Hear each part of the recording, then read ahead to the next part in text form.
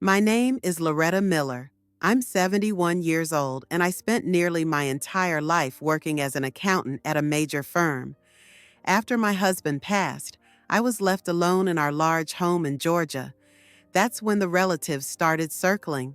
They gently suggested I was too old to live alone, that maybe I needed supervision, that perhaps selling the house would be best. For the good of the family. They thought they knew better. They thought I'd quietly go along with their plan, but I had my own answer, and believe me, it's one they won't forget anytime soon.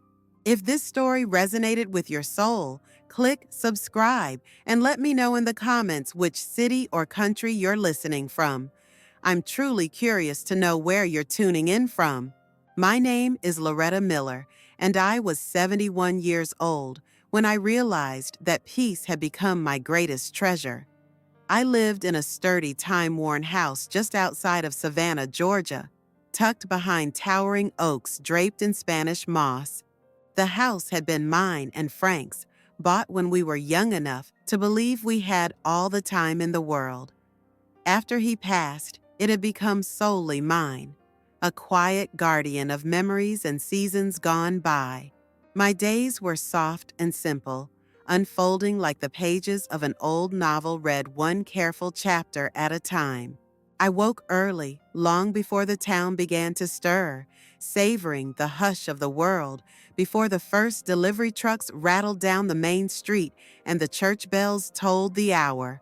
I made my coffee strong and black, the way Frank had liked it, and sat out on the front porch wrapped in a shawl, listening to the slow symphony of morning, birds greeting the day, the soft whisper of the river wind threading through the trees.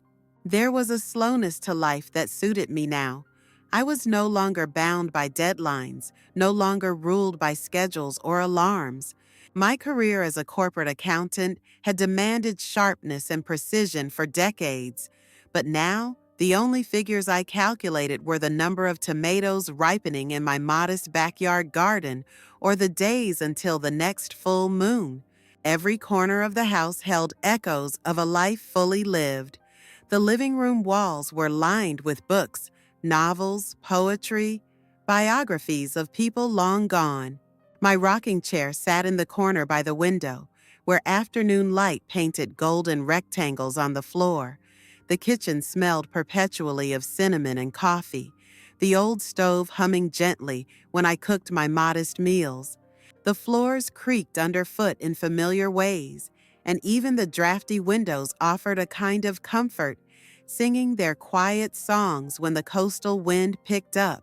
Neighbors passed by occasionally on their morning walks, waving and calling out greetings. They knew me well enough to smile, but not well enough to pry. I liked it that way. My solitude wasn't loneliness. It was a soft, deliberate choice. It was freedom. I spent my afternoons tending the garden Frank and I had started decades ago. The roses were stubborn, refusing to bloom properly some years, but the lavender grew wild and defiant along the fence. Tomatoes climbed trellises. Green beans tangled themselves into knotted dreams, and herbs flourished in old chipped pots. I found a deep, satisfying peace in digging my hands into the earth, coaxing life from the soil, harvesting small rewards that tasted sweeter for the labor they required. Evenings were for reading or knitting, for simple dinners eaten by the window where I could watch the sunset ignite the sky in fiery oranges and pinks. Sometimes I would take long walks through the neighborhood just as the streetlights flickered on, the air thick with the scent of jasmine and damp earth. I loved the way the world looked in those moments, half-shadowed, full of mystery and memory. There was a rhythm to my life, an ease I had earned with years of hard work, heartbreak, resilience, and quiet perseverance. I wasn't rich, but I had enough.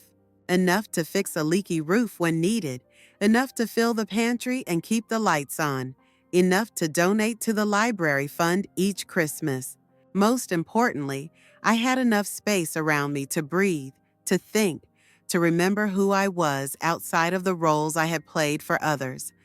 I knew, of course, that my life seemed strange to some people, that there were those who saw an older woman living alone and thought of sadness, of abandonment, of something broken. But they didn't understand. They didn't know that in every moment of solitude, I found strength, that in every quiet evening, I rediscovered parts of myself long buried beneath the noise and demands of life. I had no desire to fill my days with busyness for the sake of appearances. I had no need to be surrounded by people who only half listened, half cared. I had learned to savor my own company, to find joy in the smallest details: a well-tended plant, the slow drift of clouds across a blue sky, the way my cat, Oliver, curled into the crook of my arm each night without fail. It wasn't a perfect life. There were days when the loneliness crept in like a cold draft under the door, whispering doubts into the corners of my mind. There were nights when the ache of missing Frank was sharper than others, when memories flickered too vividly to ignore. But even then, even in those raw moments, I chose to see the beauty in what remained. I was alive. I was independent. I was whole, even in my solitude. And for me, that was enough. In the world outside my little bubble, life moved faster and louder. Friends I had known for years talked about retirement communities, about downsizing, about how difficult it was to manage a house alone. Some urged me to consider moving closer to family, to surrender the burden of independence for the comfort of care. I smiled politely, nodded at their well-meaning suggestions, but inside I felt a steady, unshakable certainty. This life, this simple, honest, quiet life, was not something I endured. It was something I had chosen, and I intended to keep choosing it for as long as I could draw breath. It started with the calls, innocent enough at first. A niece I had not heard from in months suddenly ringing me on a Tuesday morning, her voice sweet and overly bright, asking how I was managing on my own. Then a second cousin dropping by unannounced with a pie I knew she had bought at the grocery store, offering a brittle smile as she glanced around my living room as if assessing its value. These small interruptions, at first spaced weeks apart, began to cluster, creeping into my peaceful life like ivy growing through cracks in the foundation. The questions always came wrapped in concern, soft and syrupy, but their edges were sharp if you listened closely. Wasn't it lonely, living all by myself in such a big house? Hadn't I thought about moving into a community where people could keep an eye on me? Did I feel safe here, so far from town, so far from immediate help if something, God forbid, should happen? I would smile, offering polite reassurances, steering the conversations back to safer, shallower waters. I would comment on the weather, on the garden, on the upcoming town festival. I refused to acknowledge the true nature of their visits, but inside, a slow simmering unease began to grow. It wasn't just concern, it was calculation. I saw it in the way their eyes flickered across the old grandfather clock Frank had restored by hand, the way they lingered a moment too long on the antique sideboard in the dining room, the way they asked, so casually, if I had ever thought about what I might do with all this space if living here became too much. They were staking claims without even waiting for the ground to be cleared. The worst part was how expertly they disguised it, how they wrapped their greed in layers of faux affection. They brought small gifts, store-bought cookies, cheap potted plants, holiday cards signed with love but no real warmth.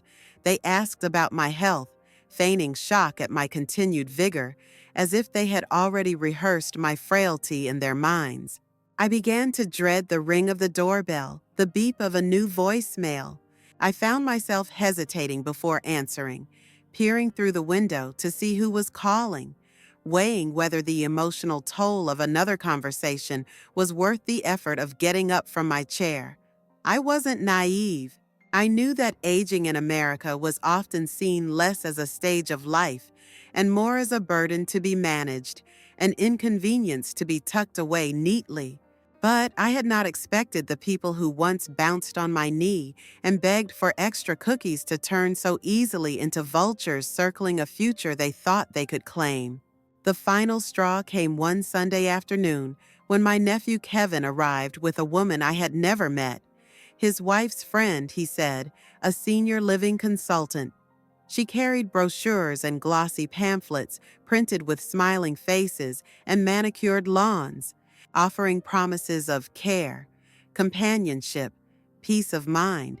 Kevin smiled too much as he handed me one of the pamphlets, speaking in the slow, careful tone usually reserved for confused patients and stubborn children. He mentioned, almost as an afterthought, how the value of the property had skyrocketed recently, how I could do so much with the money from selling the house, how it would set me up comfortably for years to come. I stood there, pamphlet limp in, my hand feeling the blood hum in my ears. It wasn't about me. It had never been about me. It was about the house, about the money, about easing their own discomfort at the idea of an old woman living independently, outside of their control, beyond their reach. I thanked them for their visit, my voice calm and even, and ushered them politely out the door. I smiled as Kevin pressed a business card into my palm, smiled as the consultant chirped about available openings, smiled as the car pulled out of the driveway and disappeared down the street. And then I locked the door behind them, leaned against it, and let the smile slide from my face like a mask finally too heavy to wear. They had made their position clear, and now, so would I. I spent that evening sitting on the porch, a blanket draped over my knees, watching the sun dip low behind the trees. The air smelled of rain and wet earth, and somewhere a night bird called out, lonely and defiant. I sipped my tea slowly, feeling the familiar weight of the house at my back, the creaking wood, the settling stone, the bones of a life built with patience and care. This was mine, not a prize to be divided, not a relic to be liquidated. Mine. They thought they could pressure me into handing it over, into surrendering the independence I had carved out for myself one long, hard year at a time. They were wrong. They didn't realize that the years had not worn me down. They had tempered me. I was not fragile. I was not broken. I was not waiting to be saved or tucked away somewhere safe and silent. I was watching. I was remembering. I was planning. And soon, I would show them just how capable an old woman could be when pushed too far. In the days that followed Kevin's visit, the tone of the calls and drop-ins shifted in subtle but unmistakable ways. The facade of casual concern cracked, revealing glimpses of something colder and more calculating underneath.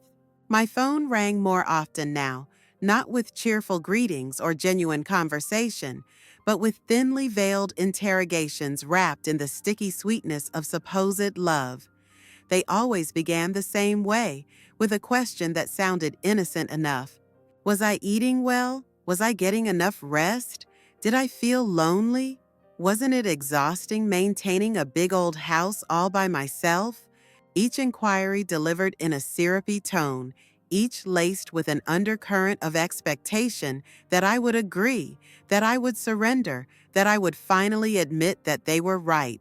I learned quickly to hear what wasn't being said, that their questions were not born from sleepless nights spent worrying about me. They were strategic, designed to plant seeds of doubt, to make me second-guess the very life I had fought to build. It was a campaign disguised as concern, a steady erosion disguised as affection. Visits became performances, carefully choreographed plays where smiles stretched too wide, laughter came too easily, and every conversation circled back to the same themes: safety, practicality, family responsibility. I could almost see the script in their minds, see the moments where they reminded themselves to look sympathetic, to lean in with furrowed brows, to sigh heavily as if the weight of caring for me was something they would bear heroically. And always underneath it all, the unspoken truth throbbed like a hidden wound. The house, the money, the inheritance they had already begun to count. It was not enough for them that I should be safe. I needed to be manageable, relocated, removed from the center of my own life so they could step into the spaces I would leave behind. I saw through it all with a clarity that startled me. I had spent years believing the best of people, excusing slights, forgiving thoughtlessness, explaining away selfishness. I had loved fiercely and generously, giving second and third chances long after they had been squandered. But now, stripped of illusions, I saw the truth shining through every polite smile and every empty embrace. They didn't want me to be happy. They wanted me to be convenient. They didn't want me to live well. They wanted me to quietly make way for their plans. I watched them closely during their visits, the way a scientist might observe a specimen. I noticed the quick flicker of irritation when I answered their questions with cheerful defiance, the tightness around their mouths when I spoke with pride about my garden or my solitary adventures into town.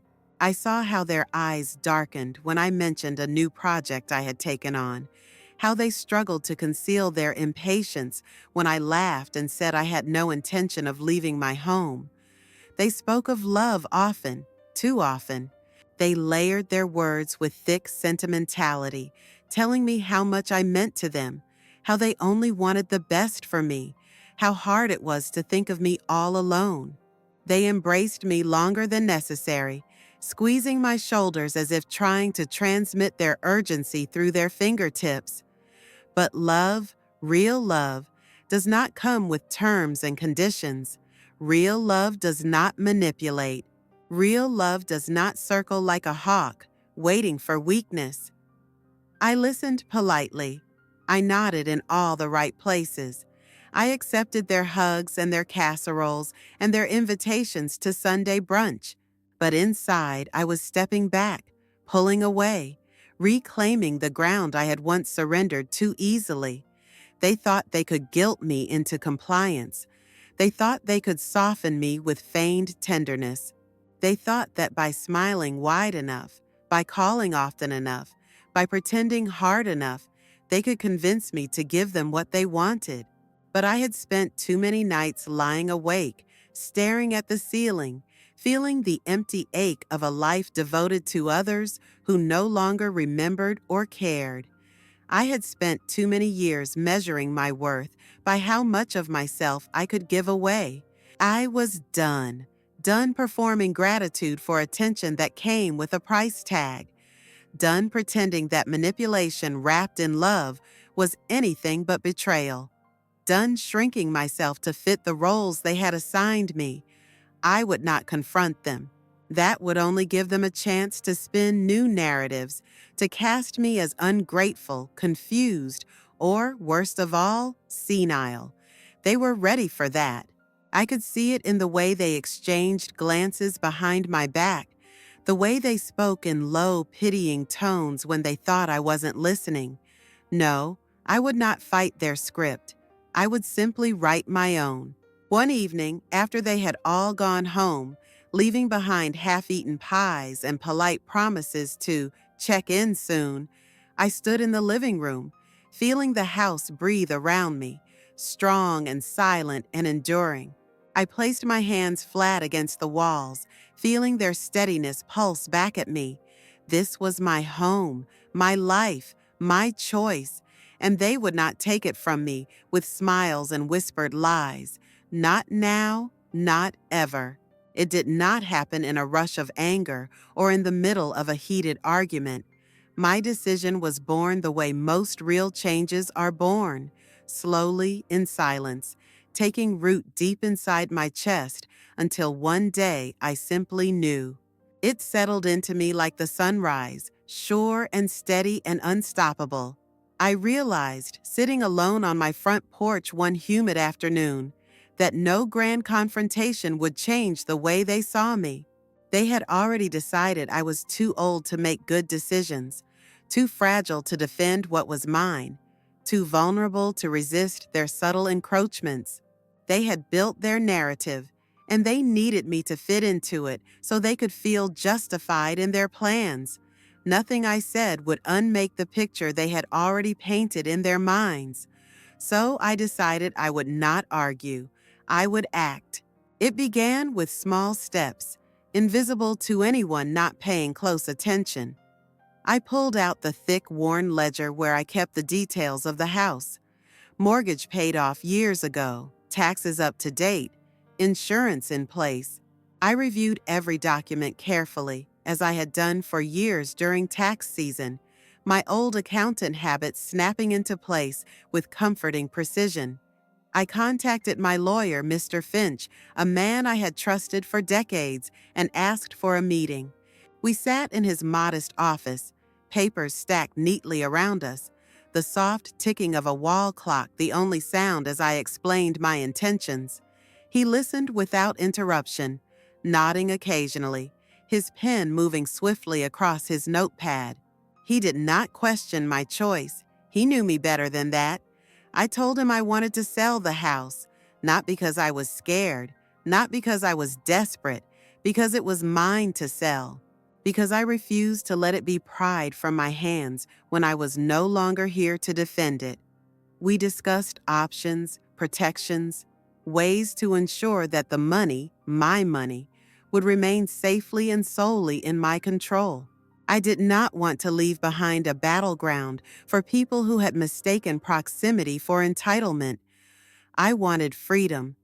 I wanted peace. And I wanted the satisfaction of knowing that when the time came, they would find nothing left to scramble over, nothing left to take. After the meeting, I drove home with the windows rolled down, letting the heavy summer air whip through the car. I felt lighter than I had in months. Not giddy, not triumphant, just clean, as if I had finally scrubbed away a lingering film of anxiety that had clouded every thought. Back at home, I began the practical work. I made lists of what I would keep and what I would sell. I contacted a realtor, a sharp, efficient woman named Angela, who respected my privacy and my insistence on discretion. She handled everything with the professionalism I demanded, listing the house quietly, showing it only to serious buyers, weaving the story of a beloved home ready for its next chapter. I packed in the evenings when the house grew quiet and the shadows stretched long across the floors. Each item I wrapped in newspaper and tucked into boxes was a silent declaration of autonomy. I chose what to take and what to leave, what to carry into my new life, and what to leave behind like a shed skin. I did not tell anyone. There were no hints dropped over Sunday dinners, no casual remarks during phone calls. I lived my days exactly as I had before, tending my garden, visiting the market, waving to neighbors on my morning walks. I kept the mask of normalcy firmly in place, the same way they had worn theirs. They would not see it coming. That thought didn't bring me malice or satisfaction.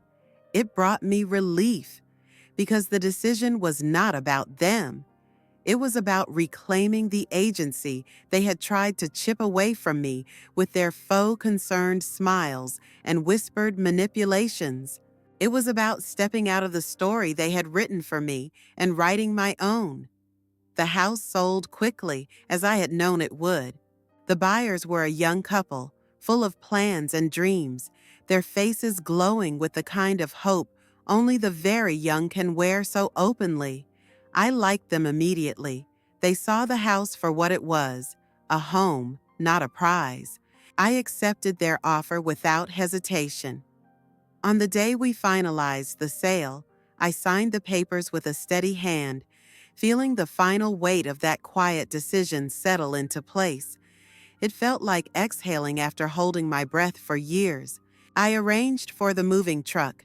I found a small, beautiful apartment closer to the coast, a place where the windows opened wide to the sea breeze and the sunset spilled gold and crimson across the sky every evening. I transferred the money into a private account under my name only, shielded by legal protections that no amount of pleading or guilt could penetrate. It was done, and they had no idea. They still called, still dropped by, still sent cards and pies and invitations to brunch, still played their parts with practiced ease. I let them. I smiled and nodded and made small talk, tucking my secret into the pocket of my heart like a precious stone. I had made my choice. I had drawn my line. And soon, when they reached for me, they would find nothing but the ghost of the woman they thought they could control. The news broke in the smallest, simplest way, as most real earthquakes in life do. It wasn't a confrontation or a tearful admission. It wasn't the result of careful planning or a dramatic reveal. It was an overheard comment at the farmer's market, floating lightly between two women who stood at the jam stall, chatting about the neighborhood. "Did you hear?" one of them said, her voice low but carrying just enough to reach me as I selected tomatoes from a wooden crate. "The old Miller house is sold. Some young couple bought it. They're moving in next month." I didn't react outwardly. I didn't startle or drop my basket. I kept my hands steady, selecting one firm red tomato after another, my heart thrumming a quiet, satisfied rhythm beneath my ribs. I hadn't realized how much I needed someone else to say it out loud. The Miller house, sold, gone. It was real now, not just a decision sealed away in paperwork and bank accounts, but a living fact weaving itself into the fabric of the town's gossip and casual conversation. I completed my shopping, made my way home along the familiar streets, and sat on my porch with a glass of iced tea, letting the weight of the moment settle into me like a second skin. It felt right. It felt inevitable. And most of all, it felt like freedom. The real ripple came a few days later when Kevin showed up unannounced. I saw his car pull up from my perch in the rocking chair, the way his tires crunched a little too quickly over the gravel, the way he got out of the car with a purposeful, almost hurried stride. He carried himself like a man who thought he was walking into a room where he held all the answers. I let him knock once, twice, before I opened the door. He smiled broadly, too broadly, the kind of smile people wear when they are about to ask for something they know they do not deserve. He stepped inside without waiting for an invitation, his eyes scanning the room automatically, looking for, what? Signs of frailty, chaos, weakness? He would find none of that here. He launched into small talk, speaking about the weather, about his kids, about work. His words tumbled over one another, eager and meaningless. I listened with polite detachment, nodding when appropriate, feeling a strange calm bloom within me. And then, as expected, he steered the conversation to the house. He mentioned that he had driven by recently. How strange it was, he said, to see a for sale sign gone and the lawn trimmed within an inch of its life. He tried to laugh, but it came out tight and uncertain. He said he assumed there had been some mistake, that maybe I had leased the house or hired someone to help. I smiled softly and told him the truth in the gentlest voice I could manage. The house was sold. I had moved. It was done. For a moment, he simply stared at me, blinking as if he hadn't heard correctly. Then his mouth opened and closed once, twice, before words finally spilled out in a jumble. Questions wrapped in disbelief, protestations thick with poorly concealed anger. How could I sell the family home? Why hadn't I consulted anyone? Didn't I realize what a mistake I had made? I sat there, hands folded neatly in my lap, letting his panic wash over me without touching me. I owed him no explanations. I owed him no reassurances. I owed him nothing at all. When he finally ran out of breath, I spoke quietly, simply. It was my house. It was my choice. It was my life. I watched the realization settle over him like a heavy fog, dimming the gleam of ambition in his eyes. He understood then, truly understood, that the prize he and the others had been circling had slipped away, not stolen from under their noses, but given away by the only person who had ever truly owned it.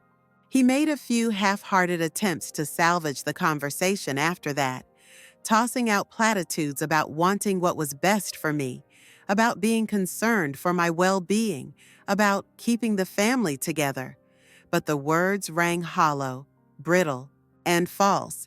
The mask had slipped, and I was no longer willing to pretend I couldn't see the truth beneath it. After he left, I sat in the quiet for a long time, feeling the tremble of adrenaline fade from my fingers, replaced by a steady, grounded peace. There would be more calls, I knew, more drop-ins, more thinly veiled accusations cloaked in concern. But it didn't matter. They could not undo what had been done. They could not reach into the spaces I had claimed for myself and tear them away. I had chosen my freedom. I had acted on my own terms.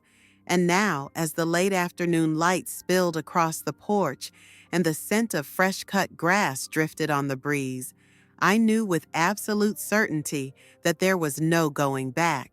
In the days that followed Kevin's visit, I noticed the shift almost immediately. The phone calls became more frequent, more urgent. There were more knocks on my door, more text messages blinking across my phone screen, demanding answers they felt entitled to. But I had already decided I was not going to offer explanations. I was not going to justify my choices to people who saw me only as a sum of my assets, a fading character in the play of their lives. The first few calls I ignored completely, letting them roll to voicemail where their voices piled up one after another, sharp with frustration, brittle with feigned concern. "Just checking on you," they would say. "We're all so confused. We're worried. Please call us back." I listened to none of them to the end. I had no interest in hearing their carefully constructed speeches, no patience left for their hurt feelings when they had never once asked about mine. I spent my days quietly and deliberately, moving through the routines that grounded me. I walked along the beach at dawn, the cold sand biting at my bare feet. I sipped coffee at the small cafe near the harbor, flipping through old novels I had meant to read for years. I smiled at neighbors whose names I was just learning, waved at the fishermen who nodded respectfully without prying into my life. There was a profound liberation in choosing silence. I didn't owe anyone a story.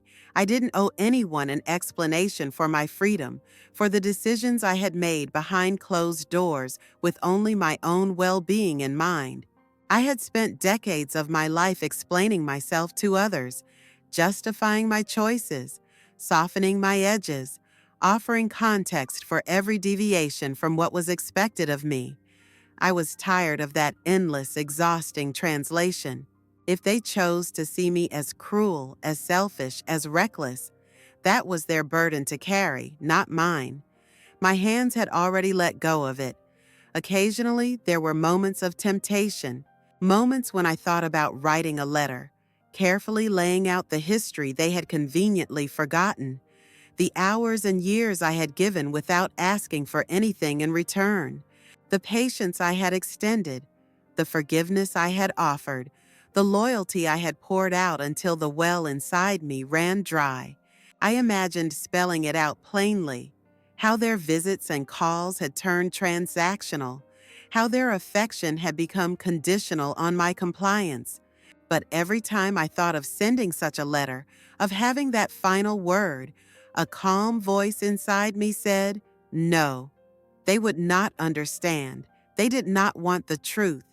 They wanted permission to keep seeing me the way it suited them, and I would not give it to them. Instead, I answered their texts with short, polite replies when I felt inclined.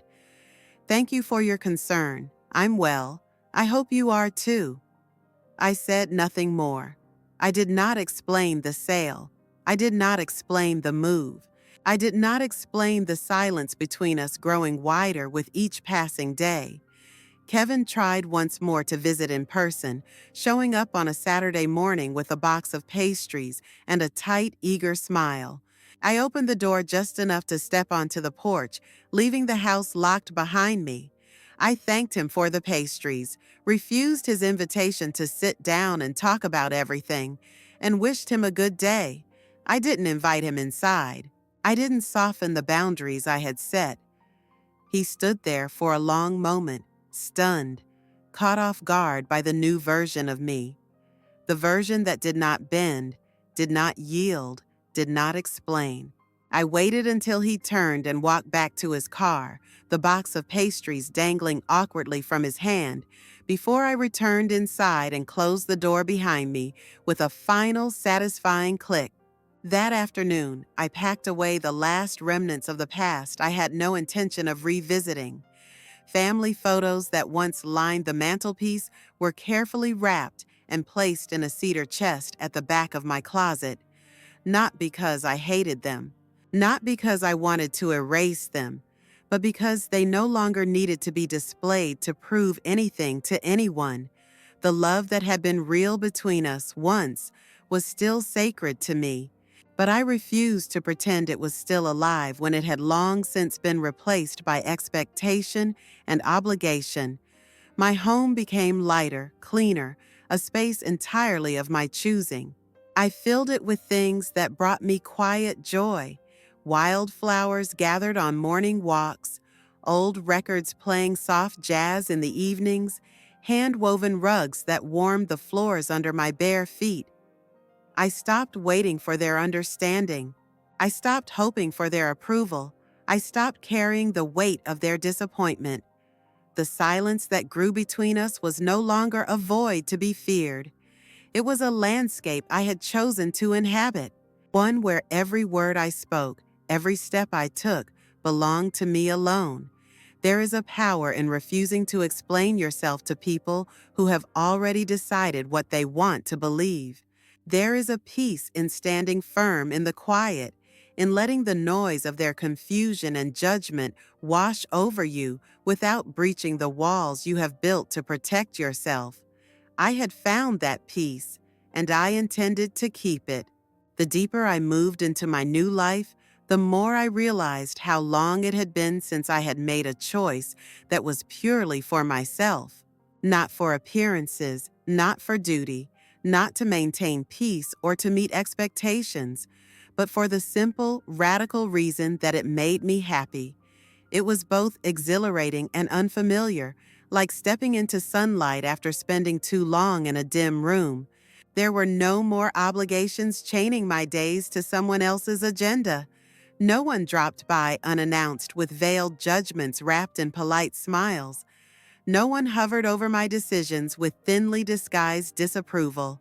My time belonged to me now, each moment unfolding as a canvas I could paint however I wished. One of the first choices I made was to change the way I spent my mornings.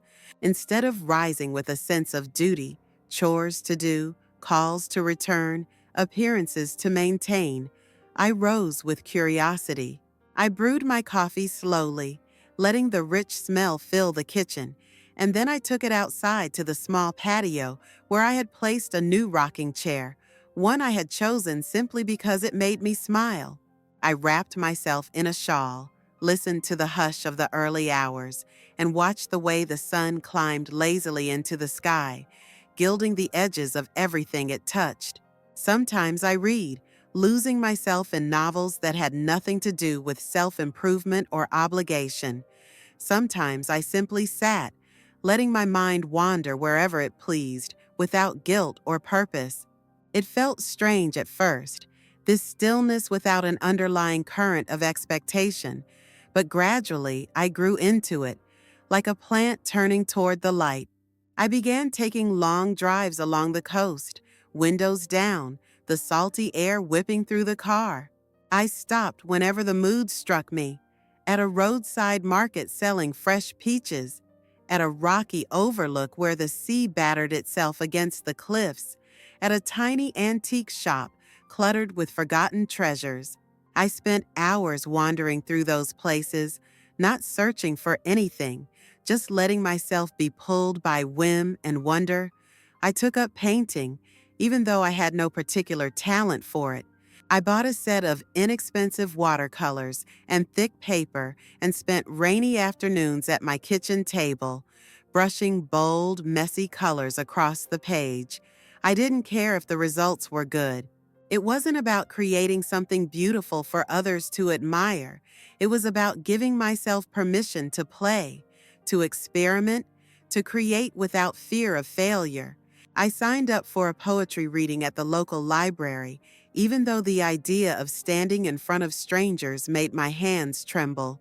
I wrote about the sea and the wind and the bittersweet ache of letting go, and when I read my words aloud, I felt something inside me settle, like a ship finding safe harbor after a long, stormy journey. I chose friendships carefully now. I let go of the notion that I had to maintain every relationship simply because of history or obligation. I surrounded myself with people who saw me as I was now, not as I had been, not as they wanted me to be. We shared meals and laughter, long conversations and comfortable silences. There was no keeping score, no hidden transactions masked as affection. Just the quiet, steady warmth of being known and accepted. I made a garden in the small backyard behind my new home, planting herbs and wildflowers and sturdy vegetables. I tended it with bare hands and bare feet, feeling the dirt cool and crumbling between my fingers. It grew wild and tangled, defying neat rows and tidy borders, and I loved it all the more for its stubbornness. It mirrored the life I was building, a little unruly, entirely mine. The calls and texts from my old life slowed over time, tapering off like a storm running out of rain.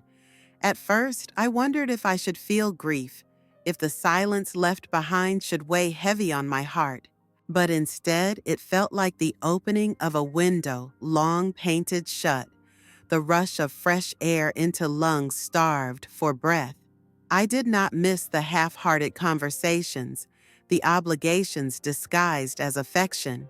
I missed only what had never truly been there. In choosing myself, I was not rejecting love. I was rejecting the idea that love had to be earned by sacrificing my peace. I was rejecting the belief that my worth depended on how much of myself I could give away. I was choosing a life where joy was not a reward for endurance, but the natural fruit of living honestly. And in doing so, I discovered a truth so simple it stunned me. Happiness does not ask for permission. It does not wait for approval. It blooms wherever it is planted with care and courage.